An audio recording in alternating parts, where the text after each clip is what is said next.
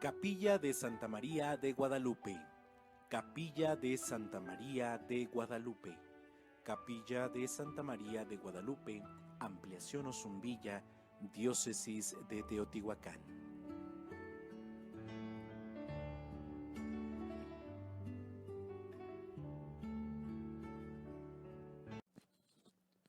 Pues muy buenos días, tardes o noches, hermanos, hermanas que nos siguen en este Facebook o en el canal de YouTube de la Capilla de Guadalupe, de Santa María de Guadalupe, Ampliación Osumbilla. Hoy vamos a dar continuidad a un tema que abordábamos en la pasada ocasión, donde preguntábamos justamente si estaba correcto decir misa para referirnos a la celebración de la Eucaristía, porque ese es un error que muchos de nosotros como católicos tenemos hoy en día y decimos voy a celebrar misa o voy a ir a la misa, no estaba en la casa porque fui a misa, ¿verdad? Y entonces ya decíamos en el video anterior, está mal empleado este término. ¿Por qué? Porque el término misa, ya sabemos, proviene del latín, que significa envío. Entonces entendemos que el envío es la última partecita de la celebración eucarística, cuando el sacerdote nos despide y nos dice pueden ir en paz a servir a Dios y a sus hermanos, nuestra celebración ha terminado. Y fíjense, hermanos, hemos querido hoy abordar otro tema igual de importante, porque consideramos que el católico debe de estar bien instruido, ¿sí?, para poder vivir en este camino de la fe. Entonces, si nos ponemos a pensar fríamente y decimos, bueno, la gente no sabe ni siquiera cómo se llama el rito de culto en el que participa, pues obviamente menos va a conocer cómo está constituido este rito, que es la celebración eucarística. Es por ello que hoy vamos a hablar, pues, de las partes que comprenden a la celebración de la Eucaristía. Es primordial, hermanos, comprender que la celebración de la Eucaristía se puede realizar de dos modos. En esencia es lo mismo, es decir, es el memorial salvífico de Cristo hacia todos nosotros, pero varían un poco las partes que le integran dependiendo de qué grado de ministerio tiene quien esté presidiendo.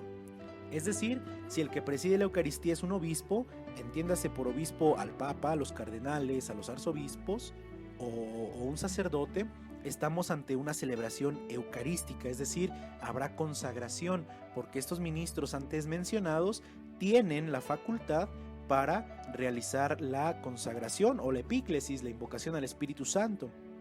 Pero si el que celebra es un diácono o un seminarista o ministros instituidos tales como acólitos o lectores, estaremos ante una celebración de la palabra, ya que estos ministros, al no tener el grado del sacerdocio, no pueden realizar la transustanciación o consagración del pan y del vino. Requieren, para poder celebrar, que un sacerdote haya consagrado las hostias previamente a la celebración que ellos realicen. Por lo tanto, ojo, hermanos, aquí una recomendación enorme: no debemos menospreciar a la celebración de la palabra cuando es presidida por un diácono o por un ministro instituido.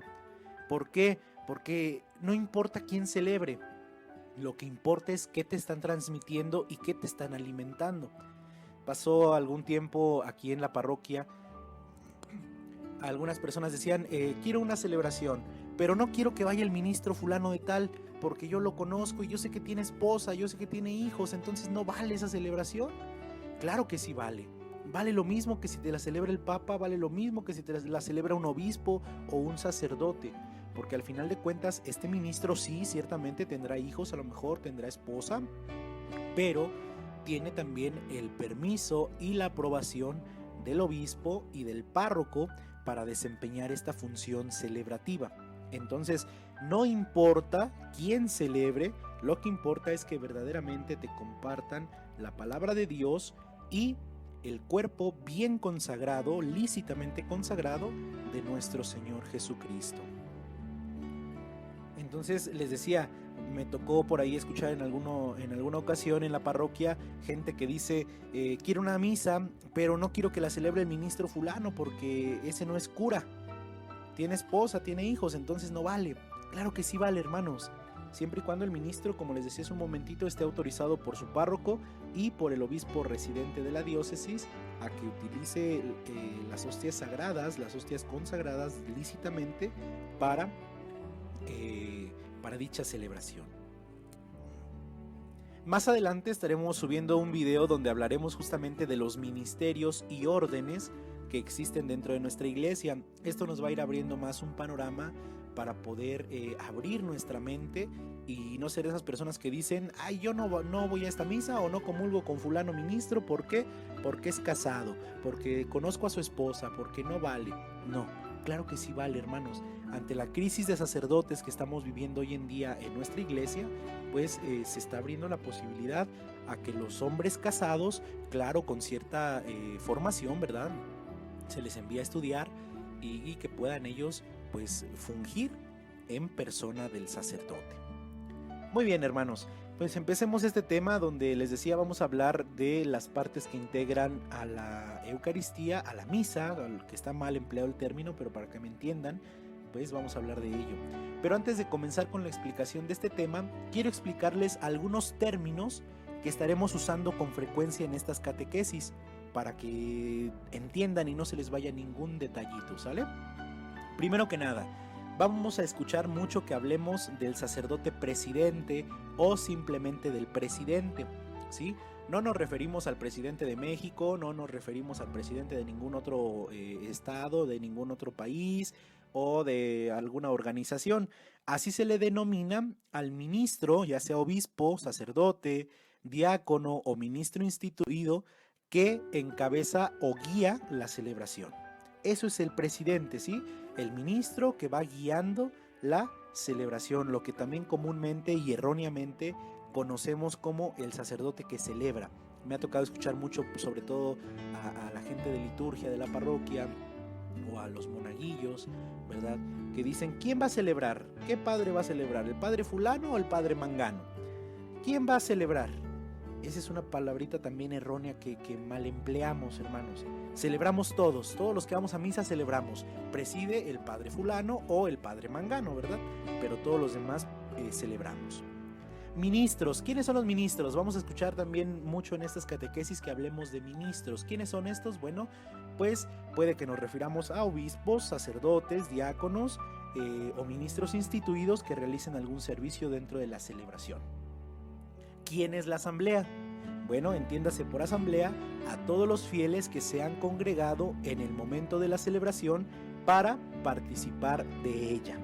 Esos son algunos términos de los que más estaremos utilizando en estas catequesis. Muy bien, entremos ya de lleno a este tema. La celebración eucarística se divide principalmente en 4 grandes partes: los ritos iniciales, la liturgia de la palabra, la liturgia de la Eucaristía y los ritos de conclusión o despedida, que a su vez se subdividen en otras pequeñas partecitas que a continuación iremos profundizando. Ojo, para que no se nos haga un video extenso, en esta ocasión solamente vamos a hablar de los ritos iniciales. Estén bien pendientes de los siguientes videos donde estaremos hablando de las siguientes partes de la celebración eucarística, como la liturgia de la palabra, la liturgia de la Eucaristía y los ritos de conclusión. Los ritos iniciales, que es con lo que vamos a empezar el día de hoy, van desde la procesión de entrada hasta el canto del Gloria. Desde ahí se inician o estas partecitas más bien componen a la primer gran parte de la misa o de la celebración eucarística, que son los ritos iniciales. Bueno, empecemos con la procesión de entrada. La Eucaristía comienza desde que el coro inicia el canto de entrada y el sacerdote presidente se dirige con los demás ministros y o monaguillos, ya sea desde la puerta principal del templo o desde la sacristía hacia el altar. Al llegar al altar, el sacerdote que preside y los demás sacerdotes y o diáconos, si es que hay, veneran el altar dándole un beso. En caso de ser utilizado el incienso, se incensará el altar, el Cristo y la imagen del santo o santa patronos del lugar.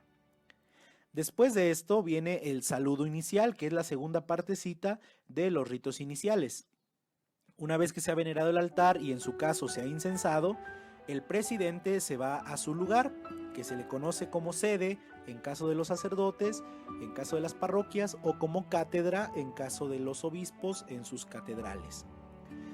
La cual, ya sea la sede o la cátedra, deben estar ubicados en un lugar donde esté a la vista de la mayor parte de la asamblea. Una vez que está ahí, el ministro presidente se dirige a los fieles o a la asamblea y los invita a persignarse diciendo: en el nombre del Padre y del Hijo y del Espíritu Santo, a lo que el pueblo responde: amén. Este es el saludo litúrgico inicial. Después vendrá el saludo, donde dice el sacerdote que la paz esté con ustedes, o algún otro de los saludos litúrgicos que propone el misal romano. Después de este saludo litúrgico viene un saludo ordinario, llamémosle así. Por ejemplo, cuando el sacerdote dice buenos días, hermanos, o buenas tardes, buenas noches, qué sé yo, dependiendo a la hora que se celebre, y algunas palabritas introductorias. Y ahí termina la segunda parte de los ritos iniciales, que es el saludo inicial. Vendrá después, acto seguido, el acto penitencial, que es la tercera parte de los ritos iniciales. El acto penitencial se hace después de que el sacerdote saludó a la asamblea y los invita a que reconozcan sus pecados y a pedir el perdón de Dios. Puede ser en un breve momento de silencio. Después de esto, existen 4 formas de realizar el acto penitencial. Todas terminan siempre con la absolución del sacerdote, cuando dice: Dios Todopoderoso, tenga misericordia de nosotros, perdone nuestros pecados y nos lleve a la vida eterna, a lo que el pueblo responde: amén. Más adelante estaremos explicando en otro video las 4 formas de hacer el acto penitencial, que se las menciono ahorita brevemente. El acto penitencial puede ser cuando el sacerdote nos dice o nos invita a que recemos junto con él el yo confieso, el yo pecador, yo confieso ante Dios Todopoderoso, etc., ¿no? Después, otra forma puede ser cuando el sacerdote utiliza unas de las invocaciones que presenta el misal romano, cuando dice, por ejemplo, tú que viniste al mundo para liberarnos de nuestros pecados, y se entona el Señor ten piedad. Después viene otra intervención del sacerdote y se entona ahora el Cristo ten piedad, y al final otra intervención del sacerdote y se termina por entonar otra vez el Señor ten piedad. Otra forma de hacer el acto penitencial, sobre todo en los tiempos pascuales, es que el sacerdote entre rociando agua bendita, ¿sí?